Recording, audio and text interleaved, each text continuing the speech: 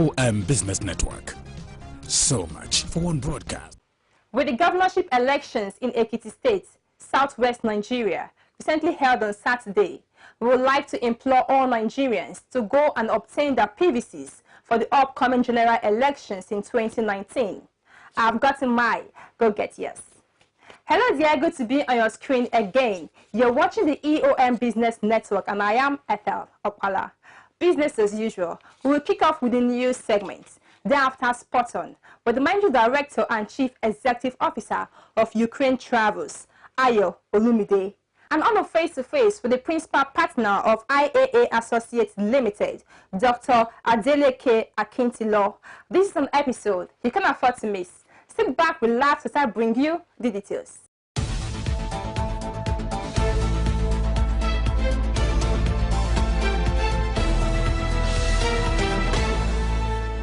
Let's start with electricity matters. Deficiency in electricity power is a big factor that affects the growth and development of any modern-day economy. And Nigeria is not left out in this equation. Chairman Chief Executive Officer, Whiteman Electrical Limited, Chidebere Okafor, is of the view that the Nigerian power sector needs significant positioning and repositioning. The power industry in Nigeria is not doing too well. And why most times they do the right thing with wrong people. So that is the problem we have in this country. They do the right thing with the wrong people. And you know, when someone that is not specialized in a thing is given an opportunity to do that, he can never perfect it like one who has passed through the training. And you know, when it comes to technical works, it shouldn't be like theoretical aspect of it. Most times in Nigeria, they believe in theoretical aspect of it. Who has the paper is fixed to be in. That's why the problem we have here in Nigeria. But we should go more in practical so that we'll be able to upgrade our industries. You know, in Nigeria, most times we have issues with transformers.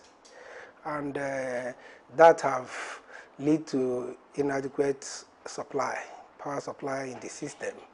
So since then we have been trying to make sure that the transformers that are faulty, we can bring them back to life and they serve as brand new one again. And since then it has been working. In a related development, Managing Director SOLAHAN and Co. Omoja Wada has advised youths on the need to work smart and solve problems if they want to be successful. A lot of people are hardworking, yes, but then are you doing the smart work?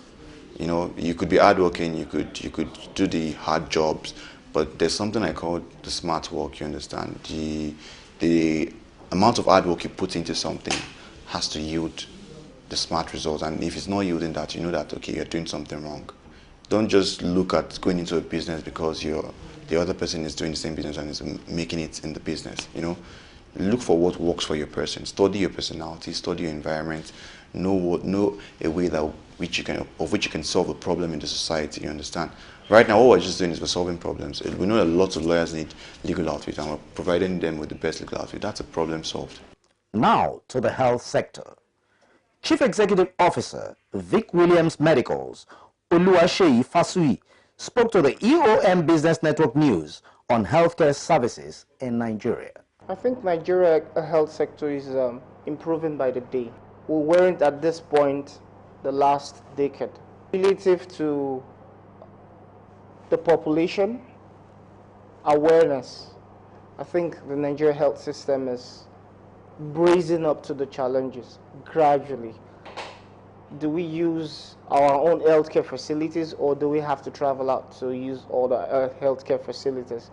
So I think Nigerian health facilities are really doing well. You know, say for example, I build an hospital, I should be able to use the hospital myself. So it's all about we ourselves putting the confidence in the system and seeing it works. Nothing is perfect all over the world. And that is the EOM Business Network News. The judiciary is an indispensable organ of government, and its importance cannot be overemphasized. The absence of one in any government could create an uncomfortable situation and Nigeria is not exempted from this. Thus, an ineffective or declining judiciary is not healthy for the development of democracy in Nigeria. Against this viewpoint, EOM Business Network spoke to notable legal practitioners on the legal profession and practice in Nigeria, with bias on the dispensation and respect for the rule of law. Nigeria and the law. Dr. Onyechi Ikpeazu is the barrister and solicitor of Ikpeazu Chambers. Well, I think I'm inspired by the need to assist in the development of the law, in the development of the society. That is the duty we all have as practitioners, to be the very best we can possibly be, to bring our system to a most enviable level. And I believe that collectively now, you have a crop of legal practitioners from all across the country who are indeed doing their very best to ensure that the legal profession is enhanced. And if the legal profession is enhanced, the justice delivery system will be, and that will inure to the greater advantage of the society. Hard work, and besides hard work, rectitude. We do our best to play by the rules, and we do our best to advise clients. If we receive 100 clients, we'll try as much as possible to make sure that those 100 clients do not resort to court. At least you can see it's a system whereby the level of impunity that had prevailed in the country is no longer there. I mean, whether you like the president or not, it's immaterial. We have to look at what obtains. We have to look at what has been achieved. And in that respect, I believe it's a wonderful start. He either builds on it, or if another person is coming in, that other person really should build on it instead of retrogression, because we cannot go back to a system whereby all kinds of impunity are condoned. Nigeria and the law. J.S Okutepa, SAN, is the principal partner of J.S Okutepa & Co. Well, I go to church, come back to read, stay with my family, and I travel. I don't engage myself in any other activities. I call myself as a born-again bar politician. And so I'm active members of NBA, Nigerian Bar Association.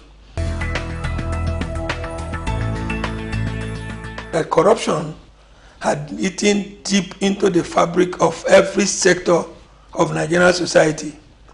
And because the judiciary operates within the Nigerian environment, and even the legal profession as a whole, you cannot isolate them from the concept of corruption. But that's not to say that the judiciary in Nigeria is that corrupt. Of all the three arms of government, the least corrupt and which has resisted corruption is the judiciary. In the fight against corruption, we must do so within the ambit of the rule of law. We must not give an appearance of political persecution. Neither should we give appearance of political favoritism. So if we want to fight corruption, let everyone who is involved in corrupt practices or corrupt tendencies be brought to book. And mark you, let us not understand corruption from the perspectives of taking money and receiving money. When something is not done in accordance with the laid down rules and regulations, when you show favor, when you show some kinds of look the other way around, when somebody has infringed on the provisions of law, that itself is a species of corruption. So I will encourage to fight corruption holistically. encourage this government to fight corruption holistically, no fear or favor, no affection or ill will. Those who are involved should be brought to book. Those who are not involved should not be mentioned at all. Nigeria and the law. Alawe Broderick BOZIMO is the principal partner of Broderick BOZIMO and Co. I was called to the Nigerian Bar 1971 and decided to set up practice in Warri, Delta State. Thereafter, my wife joined me and we formed this partnership. And we've been practicing law, general law practice. We didn't specialize in any branch as such. But because I also read some insurance and have an ACII in insurance, I decided that I should consider specializing in spillages, pollution law, environmental law, and that is what I concentrated on.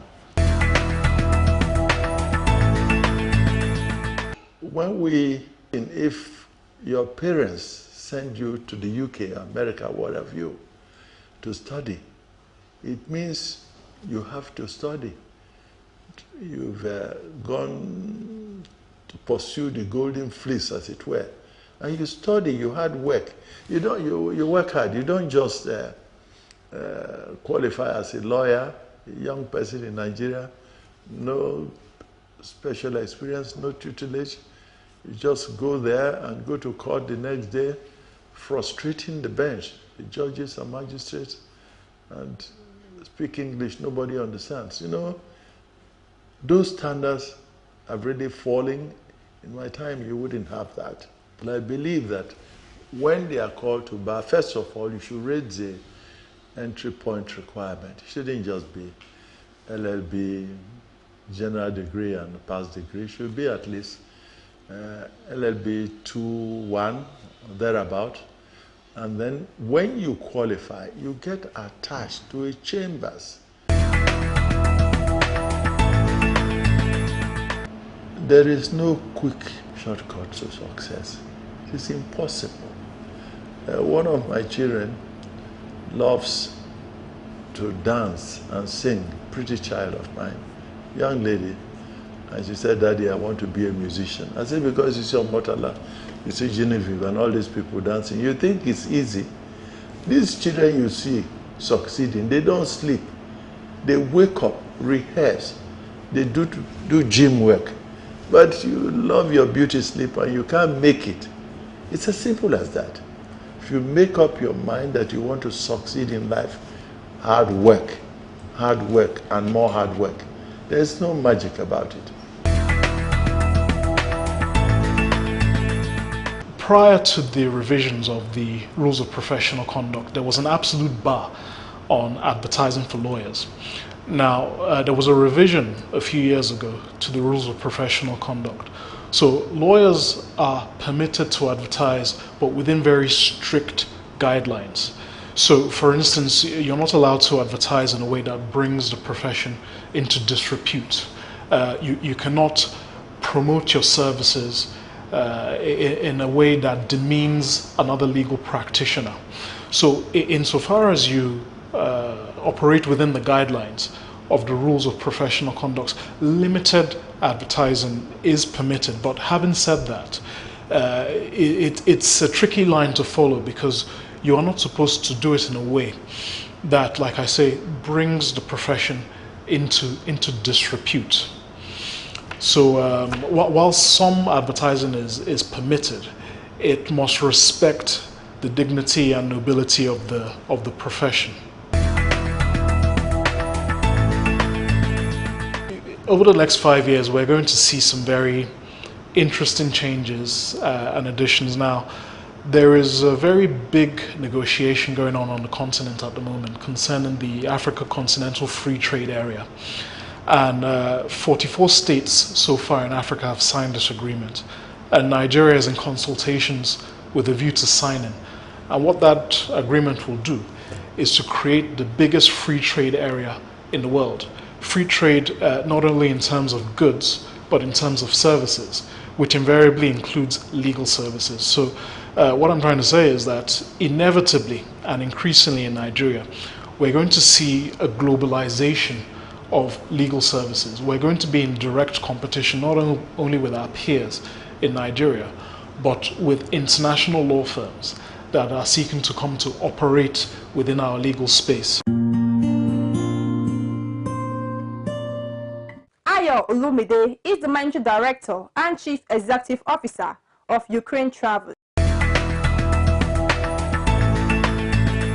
Ukraine Travels and Tour is a traveling company and deal with tour services, and is a company that have been registered in Ukraine.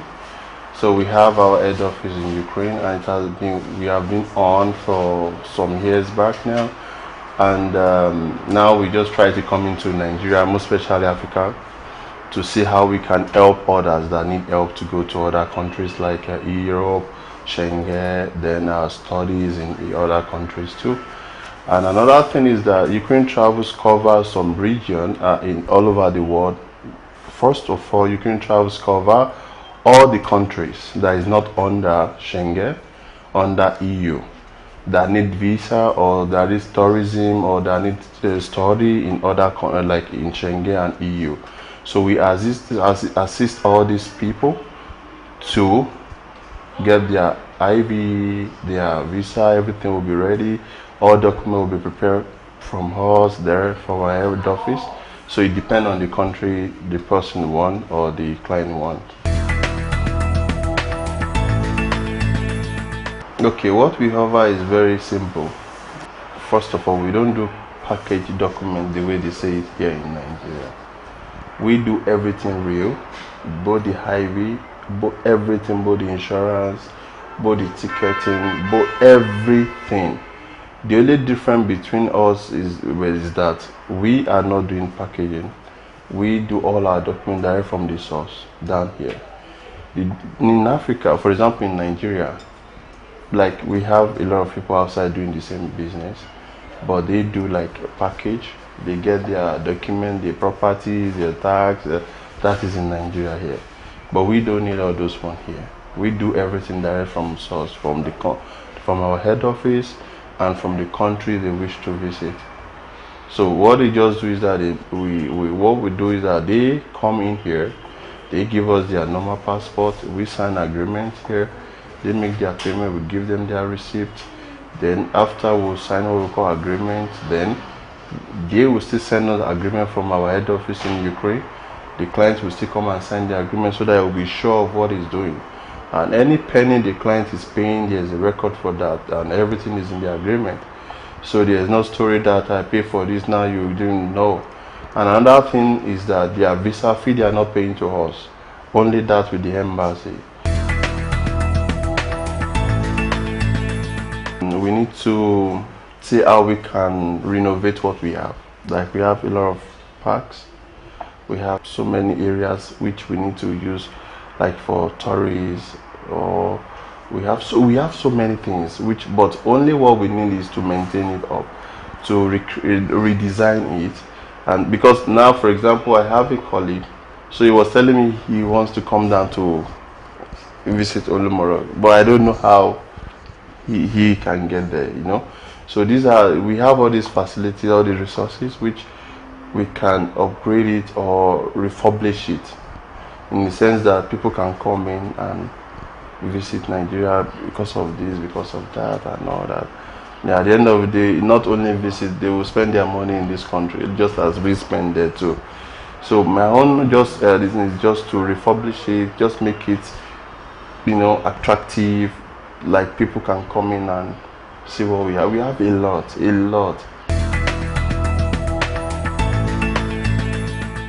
Nigeria airport is not secure, to be frank, because I can remember some years back I flew from Lagos. It was raining. That is number one. The roof was just dropping water, just as if I'm outside.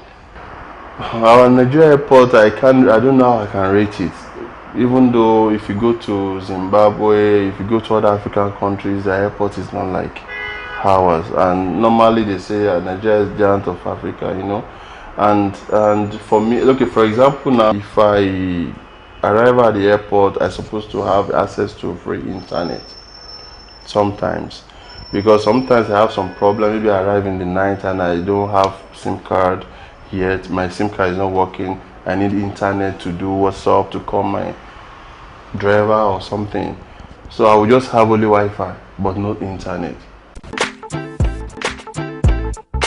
Dr. Adeleke Akintilo is the principal partner of IAA Associates Limited. IAA Associates is registered as indigenous structural engineering consultancy firm. And we were registered in 1993, February 1993, but the actual operation actually started year 2000. That was when we were able to establish properly. I studied in UK. I finished my first degree in Nigeria, and I went to UK. I went to Imperial College. But by the time I came to Nigeria, for us to actually establish properly, it took us some time. But the actual operation started fully year 2000. The mission of the firm is to achieve excellence, and for us to actually be doing things in a way that is different. You know, that's the mission. The vision of IAA Associates, because when we started new. There are companies in Nigeria at that time, they were registered as structural engineering professionals. And most of those companies those days, that they are foreigners, like Arab, Morgan. They are companies that came from overseas. We came as local, and we're all Nigerians in our office, but our vision is to be one of the topmost structural engineering consultancy firms, not only in Nigeria, but Africa. And so far, we are getting there. As far as Nigeria is concerned, I think we are more or less top 3. Actually, the first project that was done by IAA Associates is CD Plaza in Abuja.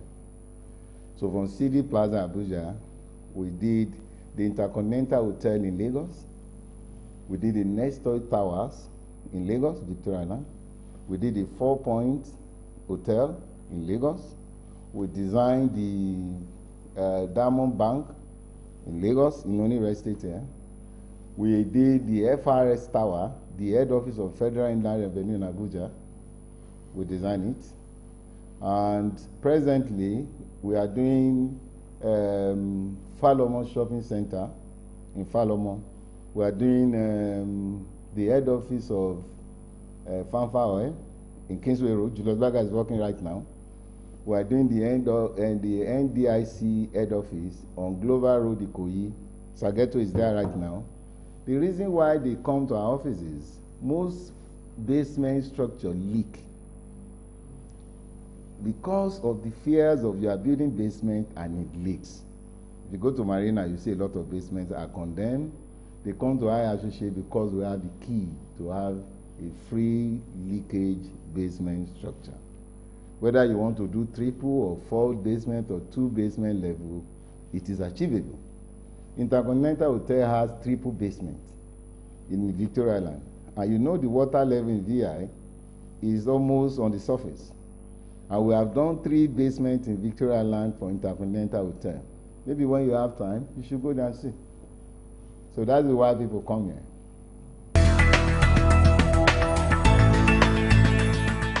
Running an office in Lagos, and I'm running the same company in London, is not the same. We have some parameters that are not encouraging to Nigerian system. For example, this is our office. We operate by generator. We run diesel. In UK, I don't need diesel. I don't need generator. I run my office just with a power from the government services. In Lagos, there is nowhere in Lagos today that you can run your office without having expenses of generating system. There is none. Now, so if you are looking at that one as one factor, it is there. The second factor is when you get to a certain level in our engineering profession, you need to buy advanced software. Software that have licenses have what they call maintenance. The cost of maintaining those licenses are very high. In our office, we have like 10 Revit. If you are looking at 10 Revit, you need like 5 million naira to maintain it. You need, we have CAD RC we use for drawing. We have Bentley Enterprises. We have START. We have all those things. You need to maintain them. But look at the exchange rate today. For example, if I'm going to pay, like 5 years ago, let's say my maintenance for Bentley is only $5,000. It will cost me $650,000. Today, the same $5,000 will cost me $1.5 million. So those are the costs that are added on. Wow! And on this note, we call it a wrap. Many thanks indeed for being part of this. On behalf of the rest of the production team, our sincere appreciations goes to our sponsors for their continuous interest and support. Don't forget to follow us on EOMB's network across all social media platforms. I am Ethel Opala. To have a great week.